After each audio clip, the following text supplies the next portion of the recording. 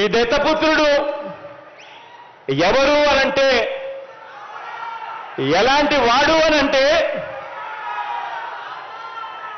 మొన్న తెలంగాణలో తాను పోటీ పెట్టాడు. తాను తెలంగాణలో అభ్యర్థులను నిలబెడుతూ పోటీ పెడుతూ తెలంగాణలో తాను అన్న మాటలు వింటే నాకు ఆశ్చర్యం అనిపించింది. ఆ పెద్ద మనిషి దత్తపుత్రుడు అక్కడ తెలంగాణలో తాను అంటాడు, తెలంగాణలో తాను పుట్టినందుకు తెగ బాధపడిపోతున్నాను అని చెప్పి అంటాడు. తెలంగాణలో తాను పుట్టినందుకు తన దురదృష్టం అని చెప్పి కూడా అంటాడు. ఇలాంటి వ్యక్తి మొన్న తెలంగాణలో ఇలాంటి డైలాగులు కొట్టిన నాన్ లోకల్ ప్యాకేజ్ ఇస్తారు ఈ పెద్ద మనిషి చంద్రబాబు నాయుడు గారికి ఇంకొక పార్ట్నర్. ఈ పెద్ద మనిషి ఆంధ్ర పాలకులకు చుక్కలు చూపిస్తా అని చెప్పి తెలంగాణలో డైలాగులు కొడతాడు. ఆంధ్ర పాలకులకు ఈ పెద్ద మనిషి చుక్కలు చూపిస్తాను అని చెప్పి తెలంగాణలో డైలాగులు కొడతాడు. ఈ ప్యాకేజీ ఇస్తారు, ఈ మ్యారేజ్ ఇస్తారు.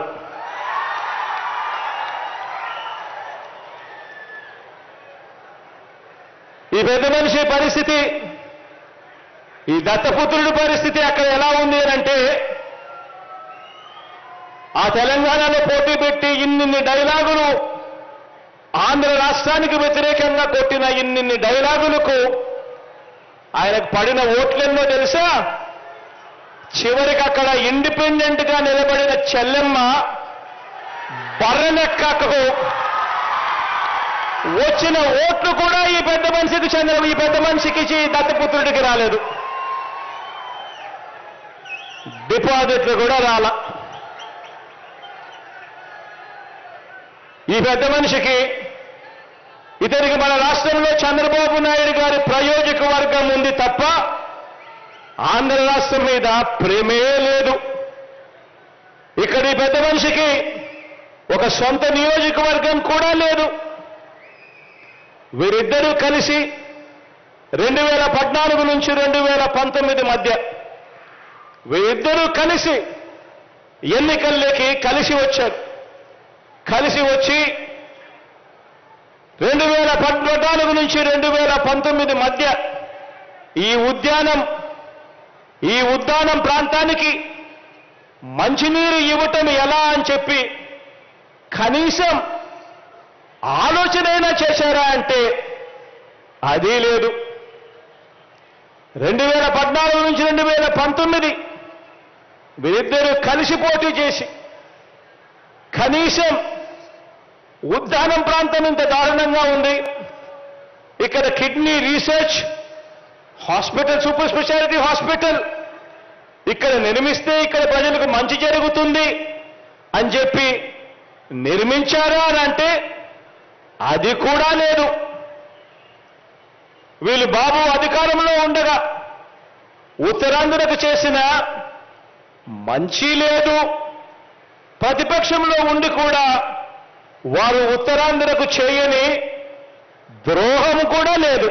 జనరల్ గా అండి మనం ఈ టాపిక్ ని అంటే ఇప్పుడు జగన్మోహన్ రెడ్డి గారు ఏదో అన్నారని కాకుండా జనరల్ గా ఒక విశ్లేషణ రూపంలో మాట్లాడుకుందాం మనం ఈ విషయాన్ని. అంటే తర్వాత ఫర్దర్ గా వచ్చే డౌట్స్ కూడా క్లారిటీ ఉంటుంది కాబట్టి ఎవరికైనా వైసీపీ కార్యకర్తలకైనా సరే, అంటే ఇవాళ జగన్మోహన్ రెడ్డి గారు ఏదో మాట్లాడేశారని చెప్పేసి వాళ్ళకి ₹5 కొట్టగానే అకౌంట్ లో మొత్తం వైసీపీ మందంతా వచ్చేసిద్ది వాళ్ళ జగన్మోహన్ రెడ్డి చెప్పింది నిజమని చెప్పేసి వాళ్ళకు కూడా ఒకసారి వివరణిస్తారు. ఇప్పుడు మనం చూస్తే గతంలో వైఎస్ రాజశేఖర్ రెడ్డి తెలంగాణ విడిపోయేటప్పటికి ఒక బలమైన అండ్ సక్సెస్ఫుల్ నాయకుడు ఉమ్మడి ఆంధ్రప్రదేశ్ కి ముఖ్యమంత్రి. ఆ ముఖ్యమంత్రి కొడుకు ఈ జగన్మోహన్ రెడ్డి. అలాగే పవన్ కళ్యాణ్ గారు ఎలా ఎస్సీలకి, ఎస్టీలకి, బీసీలకి, అందులోనూ ఆర్థిక బలం లేని వ్యక్తులకి టిక్కెట్లు ఇచ్చినట్లుగా ఆ రోజు జగన్మోహన్ రెడ్డి గారు తెలంగాణలో టిక్కెట్లు ఇచ్చినప్పుడు అట్లాంటి వ్యక్తులకి ఏమి ఇవాళ అందరూ బలమైన రెడ్డి సామాజిక వర్గము వెలమ కొంచెం ఎక్కువ ఫైనాన్షియల్ గాను అలాగే సోషల్ గాను బలమైన సామాజిక వర్గాలకు టిక్కెట్లు ఇచ్చాడు అన్ని చోట్ల తెలంగాణలో. ఇచ్చినప్పటికీ కూడా జనరల్ గా ఇవాళ మన తెలంగాణలో మా మీద పోటీకున్న పార్టీలు ఏంటి అంటే అంటే బీజేపీ మేము కలిసి అలయన్స్ లోకి వెళ్ళాం కాబట్టి మా మీద ఉన్న పోటీలో ఉన్న పార్టీలు వచ్చేటప్పటికి కాంగ్రెస్ బీఆర్ఎస్ పోటీలో ఉన్నాయి మా మీద.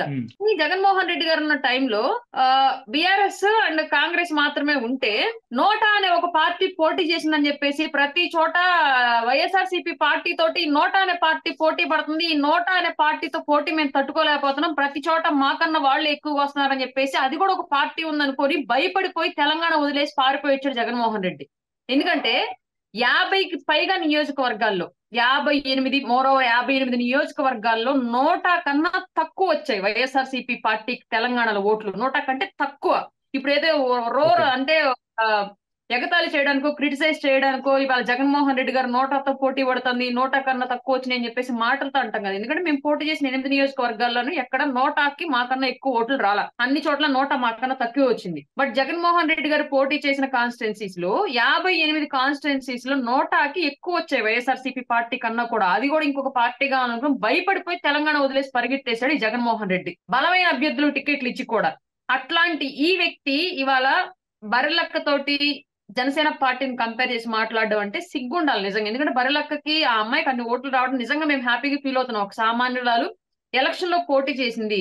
అట్లాంటి సామాన్యులనే పవన్ కళ్యాణ్ గారు సపోర్ట్ చేస్తూ ఉంటారు. జనసేన పార్టీ తరపు నుంచి అభ్యర్థులుగా నిలబెట్టిన వాళ్ళు కూడా అట్లాంటి సామాన్యులే, మేము హ్యాపీగా ఫీల్ అవుతాం.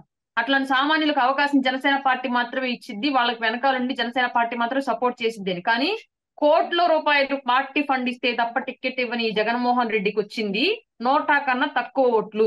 ఇతను మాట్లాడడం ఏదైతే ఉందంటే వంకర టింకర చింతకాయల మాటలు మాట్లాడుతున్నాడు జగన్మోహన్ రెడ్డి. అలయన్స్ లో ఉండే ప్రభుత్వమే అధికారంలోకి రాబోతుంది, కేవలం సింగిల్ డిజిట్ కే వైఎస్ఆర్సీపీ పరిమితం అవుతుంది ఆంధ్ర రాష్ట్రంలో వచ్చిన వ్యతిరేకత మూలంగానే సర్వేలు అన్ని చెప్తున్నాయి. కాబట్టి జగన్మోహన్ రెడ్డి ఏ విధంగా అయినా సరే ప్రజల్ని మోసగించి మళ్ళీ వాళ్ళ వైపు ఇంకొకసారి తిప్పుకోవాలి అని ఆల్రెడీ పెద్ద పెద్ద పత్రికలకి టీవీలకి డబ్బులు ఇచ్చి మరి సర్వేలు చేయించుకొని వాళ్ళ సామాజిక వర్గానికి చెందిన అలాగే వాళ్ళ వర్గంలో పనిచేస్తున్న వ్యక్తుల్ని అందులో సీఈఓలుగా పార్ట్నర్లుగా పెట్టి వాళ్ళ ద్వారా సర్వేలు చేయించి ఆ సర్వేలను ప్రజలకు చూపిస్తూ మళ్ళీ వైఎస్ఆర్సీపీ పార్టీ వచ్చింది అని చెప్పేసి దొంగ లెక్కలు చూపిస్తూ మోసం చేస్తున్నప్పటికీ కూడా వాస్తవంగా జరుగుతున్న సర్వేలన్నీ కూడా వైఎస్ఆర్సీపీ పార్టీకి వ్యతిరేకంగానే ఉన్నాయని తెలుస్తోంది. కాబట్టి ప్రజలకి మేకపోతు గాంభీర్యాన్ని ఇలాంటి సభల్లో ప్రదర్శిస్తున్నాడు జగన్మోహన్ రెడ్డి. సీఎం అనే కుర్చీలో ఏ బుక్క పకీర్ ఉన్నా సరే ప్రజలకు సంబంధించిన పనులన్నింటినీ చెయ్యాల్సిన బాధ్యత, ప్రజల ధనాన్ని ఉపయోగించి వాళ్ళ బాధ్యత. పవన్ కళ్యాణ్ అనే వ్యక్తి